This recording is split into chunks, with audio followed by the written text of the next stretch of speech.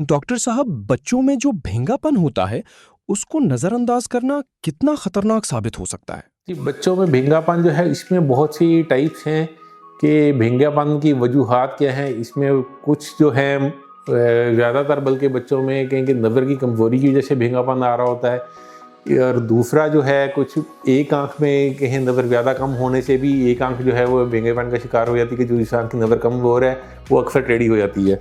तो और कुछ लोगों को जो बच्चे हैं उनमें जो है नज़र ठीक भी होती है और मस्कुलर बैलेंस जो है वो ख़राब होता है। तो अब इसमें जी भेंगापन अगर आपके किसी बच्चे को है तो उसको आप चेकअप कराएं किसी आई स्पेशलिस्ट से कि वो आप एक्चुअल वजह बता सकें। तो इसमें अगर तो बिनाई कम है किसी एक आँख की या दोनों आँखों की तो उसको ट्रीटमेंट कहेंगे, वो बिनाई का ट्रीटमेंट करना ज़्यादा ज़रूरी है भेंगेपन से भी। तो अगर आपके बच्चे की बिनाई कम होने की वजह से भेंगापन आ रहा है तो वो सिर्फ बिनाई अगर रिस्टोर कर दी जाए और टाइमली उसका ट्रीटमेंट हो जाए तो बगैर ऑपरेशन के ही भेंगापन ठीक हो सकता है।